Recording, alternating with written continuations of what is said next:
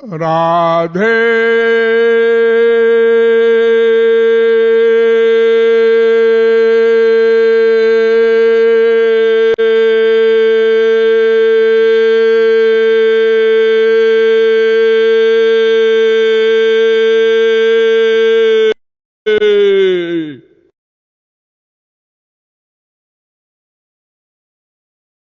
तन शुद्ध हो या ना हो, जपो राधे राधे।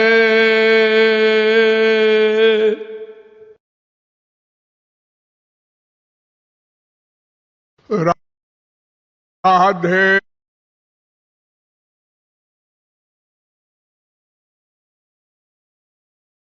संपूर्ण चराचर जगत, देवता मनुष्य राक्षस कीट पतंग वृक्ष, जितने भी जीव हैं, सबके स्वामी श्री कृष्ण है, सब श्री कृष्ण के दास हैं। आप लोग जानते हैं, बहुत बार समझाया है आप लोगों को कि श्री कृष्ण आनंद है। आनंदो ब्रह्मेति व्यजानात् रसो वै सा। श्री कृष्ण का नाम है आनंद। हम उनके अंश हैं, ये भी आपको हजारों बार समझाया गया है। और प्रत्येक अंश अपने अंशी को ही चाहता है, उसकी दासता उसका नेचर है।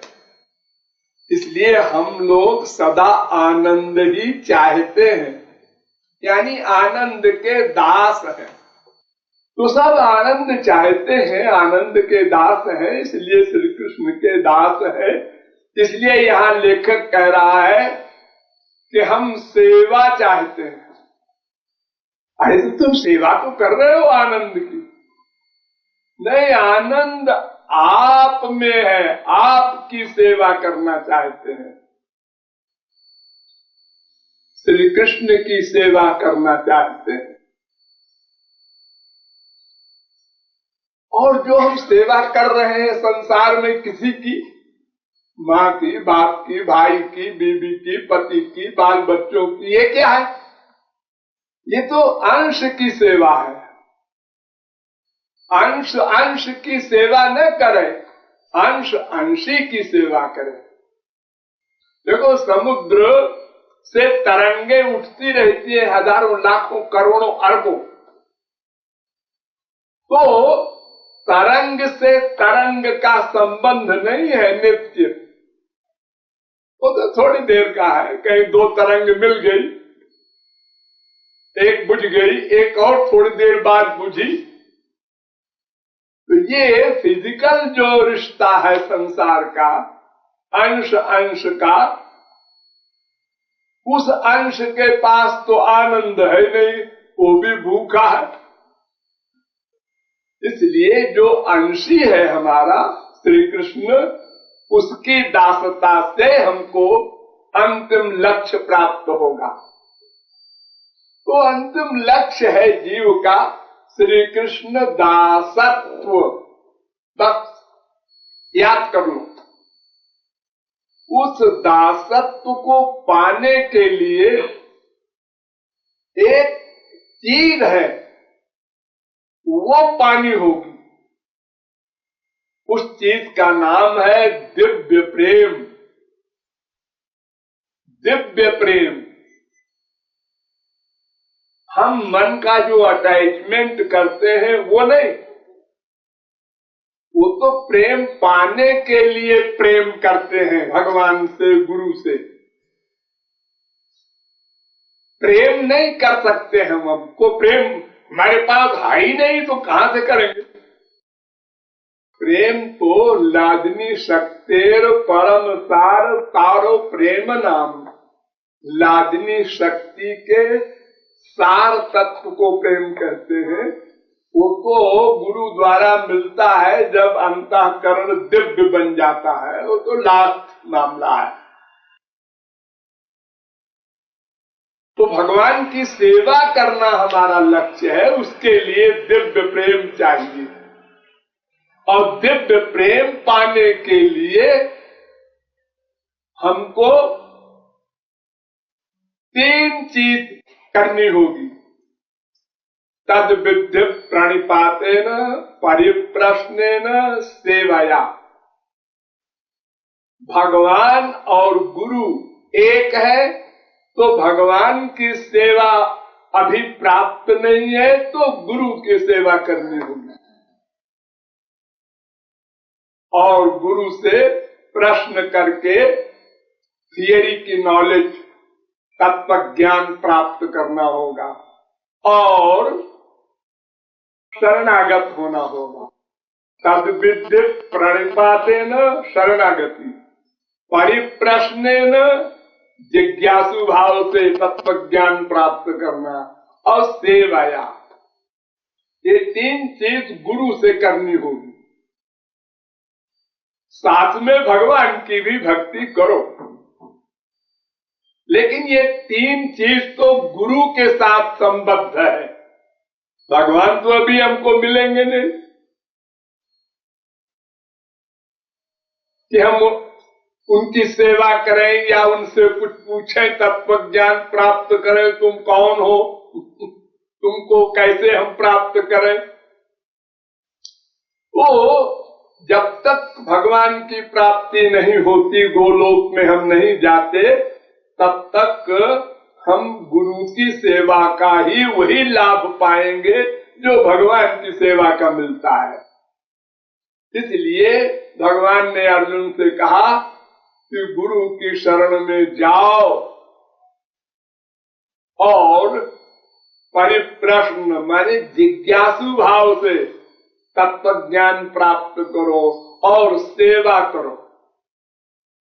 ये 3 बात जब करोगे और इसके साथ भक्ति, तो फिर अंतःकरण शुद्ध होगा, फिर अंतःकरण दिव्य होगा, फिर वो दिव्य प्रेम देगा गुरु, फिर दिव्य लोक में जाकर गोलोक में भगवान की सेवा मिलेगी।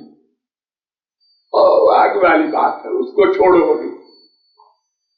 अभी ये समझो कि हमको गुरु और भगवान के शरणागत होना है। मन बुद्धि का समर्पण, ये मेन शरणागति। आनुकूल्यस्य संकल्पा नंबर 1, अपने शरण्य के अनुकूल ही सोचना। सोचना नोट कर लो, ये बोलना नहीं, सुनना नहीं, सोचना मन का काम है। शरणागति मन को करनी है ना, भक्ति मन को करनी है ना। इसलिए आनुकूल्यस्य संकल्पा 6 लक्षण है, लेकिन और सब इंपॉर्टेंट नहीं, बस यही है। अनुकूल ही चिंतन करना, हरि गुरु के शरणागत होना है ना। हाँ, तो हरि गुरु दोनों के अनुकूल ही सोचना, उनके खिलाफ कोई आइडिया पैदा होने न पाए।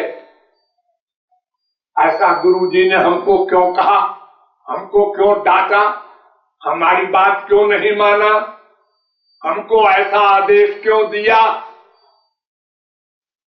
बात बिगड़ गई, बात शरणागति गई।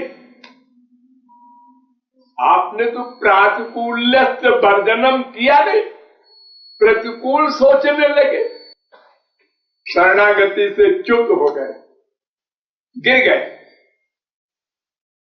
और गिरे तो जैसे बिजली का तार डिस्कनेक्ट हो जाए पावर हाउस से, तो अंधेरा 0 हो गया। भगवान और गुरु से तुम्हारा जो संबंध है मन का, वो अनुकूल्य से संकल्प से ही है। अनुकूल ही चिंतन, इसी को कहा गया, देखो हरि गुरु की इच्छा में इच्छा रखो, इसका नाम सेवा।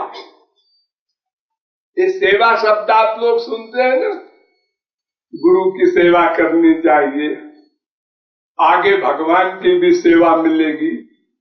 ये सेवा माने क्या होता है?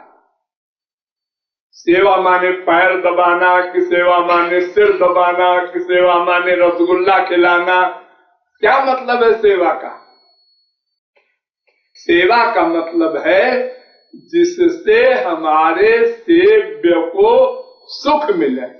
बस याद करो, ये फार्मूला भगवत प्राप्ति तक काम देगा।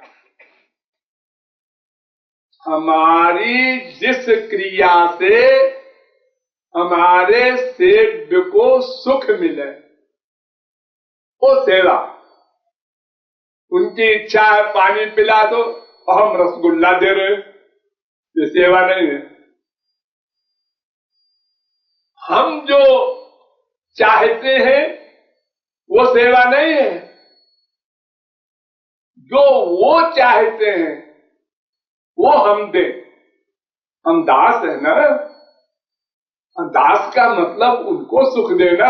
हम तो अपने को सुख दे रहे हैं कि हमको तो ऐसा करने में सुख मिलेगा, ऐसी सेवा करने में। हम तो ऐसी सेवा चाहते, क्यों?